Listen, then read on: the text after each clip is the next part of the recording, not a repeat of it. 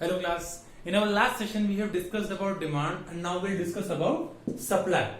चलो सर हम बात करते हैं इसके बारे में। सप्लाई फर्स्ट ऑफ ऑल होता क्या है?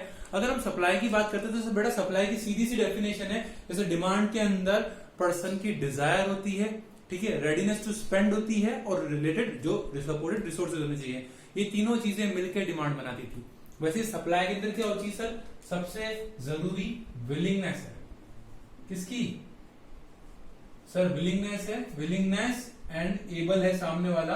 किसकी बात कर रहे हैं हम लोग? सप्लायर की बात कर रहे हैं। किसकी बात कर रहे हैं? विलिंगनेस एंड एबल बहुत जरूरी है supplier eight various price levels.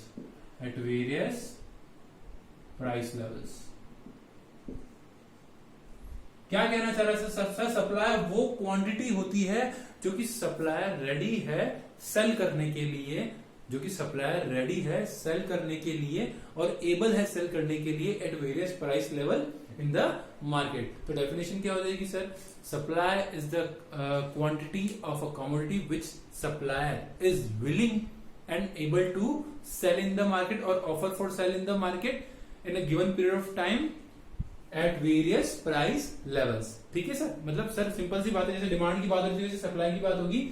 एक छोटा सा एग्जांपल देते हैं सर। क्या है सर? प्राइस की बात करते हैं और क्वांटिटी सप्लाइड की बात करते हैं। प्राइस जैसे 10 रुपए, 11 रुपए, 12 रुपए। अगर मैं डिमांड की बात करता हूँ तो डिमांड धीरे धीरे कम होती जाती। अब हमें सोचना है सप्लायर की तरफ से, सप्लायर कैसे सेल करेगा? सप्लायर को तो अपना मुनाफा चाहिए, तो अगर रेटें बढ़ेगी तो सप्लायर तो कहेगा हाँ यार और मुनाफा हो रहा है, और मुनाफा हो रहा है, तो वो ज्यादा से ज्यादा बेचना चाहेगा। तो उस केस में सप्लाई क्वांटिटी सप्लाइड इंक्रीज होगी। अगर यहाँ पे 100 है तो यहाँ पे 110 हो जाएगी, यहाँ पे 120 हो जाएगी। ठीक है? जैसे मैंने बात करी थी डिमांड भी दो तरह की होती थी, individual demand and market demand, वैसे ही सप्लाई भी दो तरह की होती है। सप्लाई दो तरह की होती है, फर्स्ट ऑफ ऑल इंडिविजुअल और नेक्स्ट होती है मार्केट। सप्लाई भी दो तरह की होती है। ये वाला जो एग्जांपल था ये था अपना इंडिविजुअल सप्लाई का। अब मार्केट सप्लाई की बात करते हैं सर। प्राइस का लेवल देख लीजिए आप लोग, 10, 11, 12, क्वांटिटी सप्लाइड 1, क्वांटिटी सप्लाइड 2। उसी क्वांटिटी की बात हो रही, ध्यान रखना कमोडिटी फिक्स रहती है, प्राइस लेवल फिक्स रहता है। अलग अलग लोगों की अलग अलग सप्लाई, दो सप्लायर से कितनी कितनी क्वांटिटी सप्लाई करना चाहते हैं। ठीक है ना? फॉर एग्जांपल ये 100 1 टाइम 120 और ये हो जाएगा अपना 200 220 240। फिगर्स कुछ भी हो सकते हैं, बट ये ध्यान रखना इंक्रीजिंग ऑर्डर में होने चाहिए, क्योंकि सर जैसे ही प्राइसेस बढ़ती है लोग ज्यादा से ज्यादा बेचना चाहते हैं। जस्ट उल्टा, जैसे ही प्राइसेस कम होती है तो लोग कम से कम बेचना चाहते हैं ताकि उनको कम से कम नुकसान हो। चलो सर यहाँ तक तुम लोग पहुंच गए। इसके बाद जो हमारा पॉइंट आता है क्या आता है? Determinants of supply. जैसे डिटर्मिनेंट्स ऑफ डिमांड थे, जैसे डिमांड कैसे डिसाइड की जाती है, वैसे ही डिटर्मिनेंट्स ऑफ सप्लाई भी होते हैं। डिटर्मिनेंट्स ऑफ सप्लाई की बात करें तो बेटा ये लोग डिसाइड करते हैं कि सर कोई सप्लाई कितनी होगी या कितनी हो सकती है, या ऐसे कौन से रीजन से जो क्वांटिटी सप्लाई को कम या ज्यादा करते हैं। तो जो सबसे पहला पॉइंट है वो प्राइस है। Price of the commodity, price of the commodity. बेटा जिस चीज को हम बेच रहे हैं उसकी प्राइस से क्वांटिटी सप्लाई पे बहुत फर्क पड़ता है। जैसे जैसे उसकी प्राइस इंक्रीज होती जाएगी उसकी क्या कहते हैं क्वांटिटी सप्लाइड भी इंक्रीज होती जाएगी। तो क्या कहना चाहेंगे सर? अगर आप उसकी प्राइस को इंक्रीज करोगे तो क्वांटिटी सप्लाइड भी ऑटोमेटिकली सब लोग ज्यादा से ज्यादा देना चाहेंगे। अगर आप उसकी प्राइस को डिक्रीज करोगे तो क्वांटिटी सप्लाइड भी ऑटोमेटिकली डिक्रीज हो जाएगी। तो क्या है सर? पॉजिटिव रिलेशन है दोनों के बीच में। ठीक है सर? और कौन सी बात होती है सर? और किस किस चीज से सप्लाई को फर्क पड़ता है? अगर हम बात करते हैं price of the input, price of the input.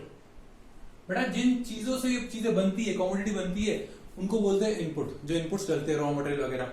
अगर रॉ मटेरियल की प्राइस इंक्रीज हो गई, किसकी इंक्रीज हो गई? रॉ मटेरियल की प्राइस इंक्रीज हो गई, तो अब कमोडिटी की प्राइस की बात नहीं कर रहा हूं, अपन ने फर्स्ट पॉइंट में करी थी। अब बात कर रहा हूं कमोडिटी, तो भैया 100 रुपए की बिक्री थी, 100 में चल रही है मार्केट में, लेकिन जिस मटेरियल से आप उसको बनाते हो उस इनपुट की रेटें बढ़ गई। ठीक है? तो अब उसी प्राइस लेवल पे जिसपे वो बिक्री, अगर उसी पे ही बेचना पड़े तो क्या होगा? अब मेरी बात समझने की कोशिश करना। अगर कोई पर्सन 100 रुपए का आइटम है, अगर वो 1000 रुपए रखता है अपने पास, तो कितने परचेस कर सकता है? 10 यूनिट्स परचेस कर सकता है। ठीक है? अगर इसकी रेटें बढ़ जाए, ये हो जाए अपना 200, क्या हो जाए? 200, उसके पास तो 1000 रुपए ही है, तो कितने, अब कितने ले पाएगा, 5 ही ले पाएगा। तो सर वो इतने गुड्स ही बना पाएगा अगर उसी रेट में उसको बेचना पड़ा। तो अगर कम गुड्स बना पाएगा तो डेफिनेटली सप्लाई ऑटोमेटिकली कम हो जाएगी, मतलब वो मार्केट में कम सप्लाई दे पाएगा। तो सिंपल सा रिलेशनशिप है सर। अगर प्राइस ऑफ द इनपुट, क्या कहते हैं हम लोग, अगर price of the input increase हुआ तो क्वांटिटी सप्लाई डिक्रीज हो जाएगी। यहाँ अगर ये डिक्रीज हुआ तो ये इंक्रीज हो जाएगा। वाइस वर्सा भी होता है ना, इनपुट सस्ते में मिल रहा है तो ज्यादा से ज्यादा वो सप्लाई दे पाएगा। तो इनके बीच में क्या होता है, नेगेटिव रिलेशनशिप। ओके सर, आगे बात करते हैं। एक पॉइंट आता है फ्यूचर एक्सपेक्टेशन। याद है अपने डिमांड में पढ़ा था ये चीज, फ्यूचर एक्सपेक्टेशन। वहां पर्सन क्या सोचता था, सस्ते से सस्ते में मिल जाए। यहाँ सप्लायर क्या सोचता है, महंगे से महंगे में बिक जाए। अगर उसको लगता है फ्यूचर में प्राइस इंक्रीज होने वाली है, क्या होने वाली है, फ्यूचर में प्राइस इंक्रीज होने वाली है, तो वो क्या चाहेगा, अभी बेचना नहीं, वो चाहेगा अभी मैं रोक लूं, परसों बेचेंगे, कल बेचेंगे, फ्यूचर में बेचेंगे ताकि हमको ज्यादा पैसे मिल सके। तो प्रेजेंट की सप्लाइड क्वांटिटी सप्लाइड क्या हो जाएगी, डिक्रीज। जस्ट उल्टा हो जाए, उसको पता पड़े 4 दिन बाद रेटें गिरने वाली है तो वो आज ही सब कुछ बेचना चाहेगा। तो अगर फ्यूचर में रेटें गिरने वाली है तो क्वांटिटी सप्लाइड इंक्रीज हो जाएगी। तो इसके बीच में भी नेगेटिव रिलेशनशिप है।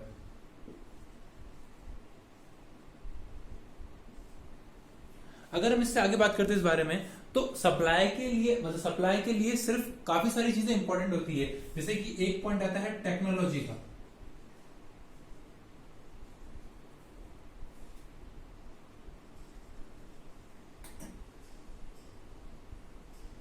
बेटा टेक्नोलॉजी को लेके क्या चीज है, टेक्नोलॉजी बेटा अगर इंप्रूव हो गई तो वो उसी कॉस्ट में ज्यादा यूनिट्स बना सकती है। अगर ज्यादा यूनिट्स बना सकती है तो सप्लाई ऑटोमेटिकली बढ़ जाएगी। तो क्या है सर, अगर टेक्नोलॉजी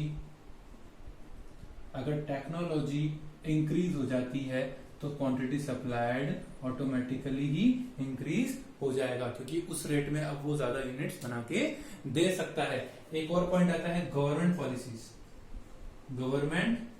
पॉलिसीज।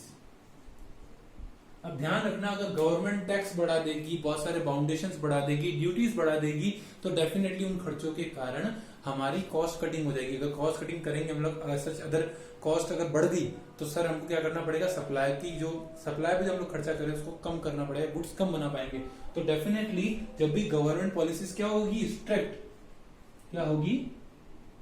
होगी, तो क्वांटिटी सप्लाइड क्या हो जाएगी हमारी, डिक्रीज। वहीं अगर लिबरल हो जाए, जो खर्चा हम लोग गवर्नमेंट को टैक्स देने में या बाकी चीजों में करते हैं, जो फाउंडेशन से गवर्नमेंट के, अगर उसमें दिक्कतें आ रही है, अगर वो लिबरल हो जाए तो क्वांटिटी सप्लाई ऑटोमेटिकली हो जाएगी, इंक्रीज हो जाएगी। तो बेटा ये सारे जो भी थे, ये सारी चीजें हैं डिटर्मिनेंट्स ऑफ डिमांड। क्या है, determinants of determinants of supply. ये सारे क्या है, डिटर्मिनेंट्स ऑफ सप्लाई।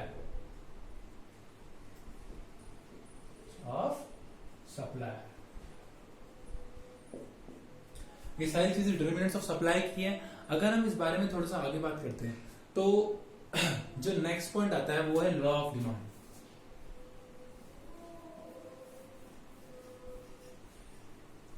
ये सारी चीजें आप नोट करते जाना पॉज करके प्लीज। इसके नोट्स मैंने लिंक में पीडीएफ बना के भेज दी है, लिंक में मैंने उसका डिस्क्रिप्शन दे दिया है, लिंक आप उसको डाउनलोड कर सकते हैं।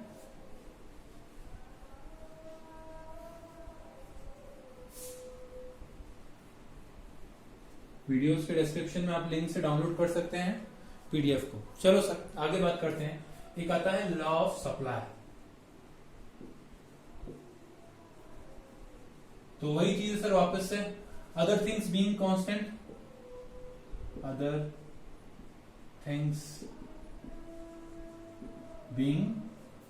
क्या मतलब है इसका, सर हम बाकी सारे तत्वों की बात नहीं कर रहे, बाकी सारे जैसे हैं वैसे के अगर वैसे ही रहें तो ये चीज फर्क डालेगी। क्या डालेगी सर, जैसे ही किसी कमोडिटी की प्राइस को हम लोग इंक्रीज कर देंगे, उसकी क्वांटिटी सप्लाइड ऑटोमेटिकली ही इंक्रीज हो जाएगी। सेम उल्टा, अगर जैसे ही हम किसी चीज की प्राइस को कम कर देते हैं, वैसे ही सप्लायर हमें कम से कम क्वांटिटी देने की कोशिश करता है। वो देखता है इतना मुनाफा नहीं हो रहा तो उसमें जाने की नीड ही नहीं है, तो कम क्वांटिटी सप्लाई करेगा।